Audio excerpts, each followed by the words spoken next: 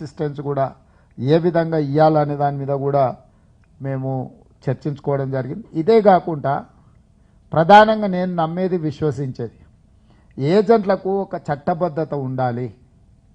రాష్ట్ర ప్రభుత్వం గుర్తింపు కార్డు ఉన్నవాడే ఏజెంటు. అతను ఎక్కడ ఏ వ్యవస్థలతో ఏ సంస్థలతో మాట్లాడుతుండో ఆ యొక్క సంస్థల యొక్క వివరాలు కూడా ప్రభుత్వం దగ్గర నమోదు చేయించే విధంగా చర్యలు తీసుకోవాలని మేము చర్చించుకున్నాం.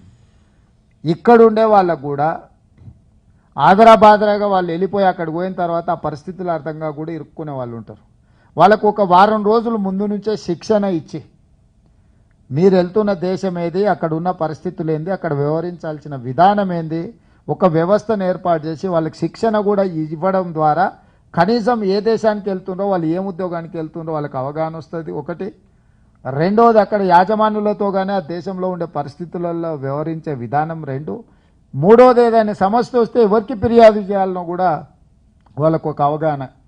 ఇట్లాంటివి వాళ్ళకు ఒక వారం రోజులు విదేశాలకు వెళ్లే ముందు, గల్ఫ్ కార్మికులకు ప్రధానంగా వెళ్లే ముందు వాళ్ళకు ఒక వారం రోజులు శిక్షణ కార్యక్రమాలు కూడా తీసుకోవాలి, వాళ్ళకి చెప్పాలి, వాళ్ళకి అవగాహన కల్పించాలన్న ఆలోచన కూడా మా రాష్ట్ర ప్రభుత్వం చేస్తున్నది. దానికి సంబంధించి కూడా కొన్ని నిర్ణయాలను మేము తీసుకోవాలనుకున్నాం.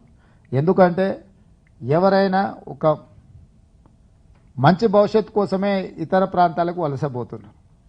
అక్కడికి వెళ్ళిన తర్వాత ఇక్కడున్న పరిస్థితుల కంటే దుర్భరమైన పరిస్థితులలో ఇరుక్కోవడానికి కారణం కొంత అవగాహన లోపం, కొన్నిసార్లు తీసుకెళ్లిన ఏజెంట్ల మోసాలు. కాబట్టి ఏజెంట్ల చేతుల్లో చిక్కుకొని మోసపోకుండా వెళ్ళే వాళ్ళని కాపాడాల్సిన బాధ్యత ఈ రాష్ట్ర ప్రభుత్వం తీసుకోవాలి. ఈ మైగ్రేషన్స్ అన్నిటి మీద, ఇమ్మిగ్రేషన్ దగ్గర కూడా ఎవరు వెళ్తున్నా ఖచ్చితంగా రాష్ట్ర ప్రభుత్వం దగ్గర నమోదు చేయించుకోవాలి. ఏ ఏజెంట్ కూడా రాష్ట్ర ప్రభుత్వం దగ్గర నమోదు చేయించకుంటే ఏ